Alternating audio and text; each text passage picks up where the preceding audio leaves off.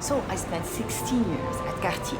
Luxury, status, travel, stability, and I still walked away. Just because of, at some point, success stopped feeling like success. So it all started in 2006. Immediately after I joined, I was sent to Paris for training. 2 weeks in a five-star hotel near Place Madeleine, walking into the historical boutique at Rue de la Paix for the first time. Everything felt elegant, important, elevated, and I remember thinking, I made it. This was the world I had been working toward since I came to Dubai. My first years were some of the best of my career. I was a sales coach, supporting boutiques across the region. That meant travel, training teams, meeting people, learning how luxury really works behind the scene. You know, I had something very valuable: freedom with responsibility, a manager who trusted me, and a space to think on my own, ownership of my work. And if you ever had that combination, you know how rare it is. Then my career kept growing. I was selected to become a high jewelry manager. I didn't chase the promotion, but years of experience, relationships, and results opened that door. And yes, it looked glamorous. I met celebrities, handled creations worth millions, worked in one of the most respected brands in the world. From the outside, it looked like the dream. However, many careers look better from the outside, because what people don't see is the cost. You know, the pressure became relentless. Managing a sales team, managing the expectations, head office demands, and clients' demands, internal politics, everything at once. Every day, and I'll be honest,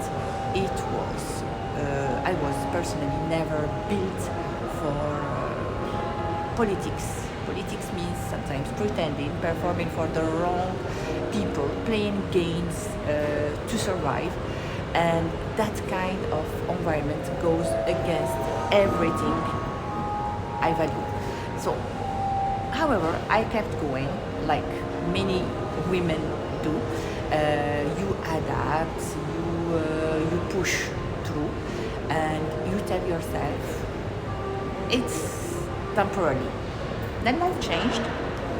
I went on a business trip to China, specifically Beijing, met my husband, later became a mother, and suddenly success had a completely different meaning. You know, my priorities changed, my energy changed, my tolerance for nonsense completely changed. So I moved roles again. At 40, I went back into boutique leadership.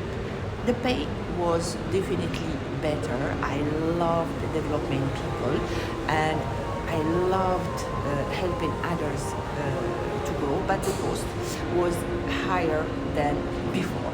Unpredictable hours, constant visibility, always needing to be, on, always available, always composed, always performing, at work, at home, everywhere. And slowly something happened that I guess many women understand. I started feeling like a complete robot. Efficient, capable, functional, but completely disconnected from myself, completely lost who I am, what I like, who I'm not actually. Then COVID came. And that period was the hardest of all, I think, on everyone, not just because of business, because I was carrying people, a team who were scared, exhausted. I was exhausted. It felt uncertain, and I've always been the kind of person who absorbs a lot. I care deeply.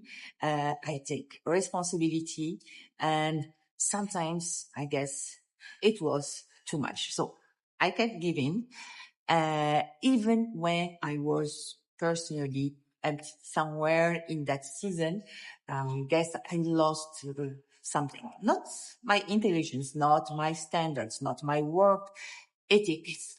I lost the desire to keep operating that way.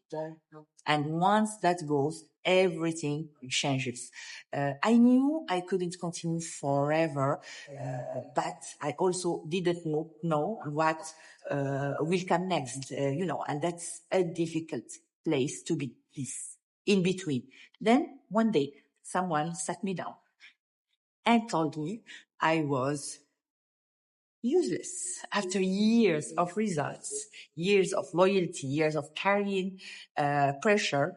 One sentence, and strangely, that sentence became a gift because it woke me up.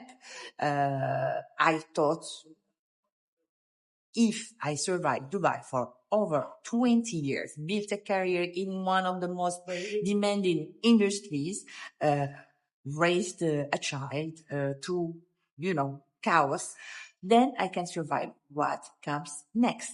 I didn't know exactly what is that next chapter looked like, but I knew one thing. It had to be mine. Something no meeting could take away, something no opinion could reduce, something not dependent on a title or company decision, politics. That's when I started looking at business differently. Not, glamorizing it or as a fantasy, not as a side hobby, not as a necessity, or maybe yes, as a necessity. So I will tell you in the next video what it looked like, what mistake I made first, what finally made sense for me, and what I wish someone had told me earlier. If that speaks to where you are right now, subscribe, and if you relate to any part of the story, tell me in the comments. I read everything.